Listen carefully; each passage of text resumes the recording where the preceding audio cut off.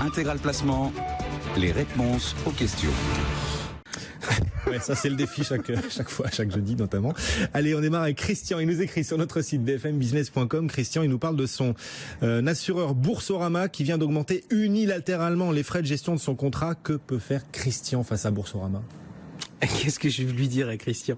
Il y a des mots qui me plaisent bien dans sa question, et puis il y en a d'autres qui me plaisent pas. Juste Christian, il faut qu'il sache déjà. Boursorama n'est pas son assureur. Boursorama est le distributeur, mais Boursorama n'est pas une compagnie d'assurance vie. Et derrière le contrat de Boursorama, qui s'appelle Boursorama Vie, il y a une compagnie d'assurance qui est donc garante du contrat. Cette compagnie d'assurance, c'est Generali. Alors qu'est-il en train de se passer ? Effectivement, il y a un peu de mouvement. Boursorama Vie, c'est un contrat d'assurance vie multi-support qui a des caractéristiques traditionnelles d'un multi-support, c'est-à-dire qu'on y trouve plein de ce qu'on appelle les unités de compte, qui sont des options un peu risquées qui existent, et on y trouve deux fonds Neuro, l'un qui est un fonds Neuro traditionnel chez Generali, qui est Eurocima, et qui a rapporté 2,75% en 2015, et un autre qui s'appelle Euro Exclusif, qui a été conçu par Generali pour Boursorama, et qui a rapporté 3,15% en 2015. La différence qui est entre les deux, c'est que l'un c'est du traditionnel majoritairement obligataire, et puis dans l'autre on a mis des produits qui avaient vocation à rapporter plus, et notamment de l'immobilier. Alors, où est le sujet aujourd'hui chez Bourso ? Jusqu'à présent, et encore à cette date, le contrat Boursorama Vie a des frais de gestion qui sont des frais de gestion différents selon les supports. Autrement dit, si vous souscrivez Eurocima, vous allez avoir sur le contrat des frais de gestion de 0,6%. Si vous souscrivez Euro Exclusif, vous allez avoir des frais de gestion de 0,70%. Et si vous souscrivez des unités de compte, vous allez payer 0,85%. Donc, Boursorama vient d'informer ses clients que à partir du début de l'année prochaine, les frais de gestion du contrat seront uniformisés à 0,75%, ce qui en pratique veut dire qu'ils vont augmenter de 15 centimes sur Eurocima, qu'ils vont augmenter de 5 centimes sur Euro Exclusif et qui vont diminuer de 10 centimes sur les unités de compte. Alors, augmentation unilatérale, ce qui a l'air de courroucer Christian. Voilà, le mot qui courrouce Christian, c'est unilatéral. Et alors là, la question, elle est intéressante parce qu'on a vraisemblablement la prochaine poudrière de l'assurance vie. Ah.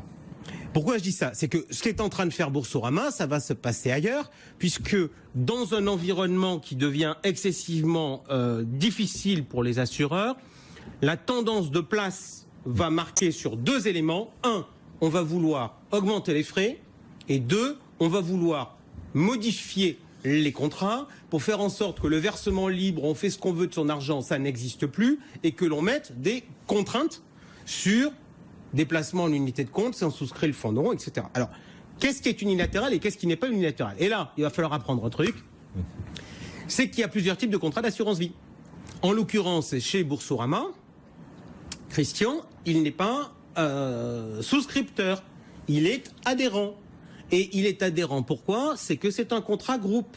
C'est un contrat qui a été signé entre Boursorama et Generali, et il a adhéré à ce contrat. Et dans le cadre d'un contrat groupe, la négociation, donc, qui sont les deux souscripteurs de base, c'est Boursorama et Generali.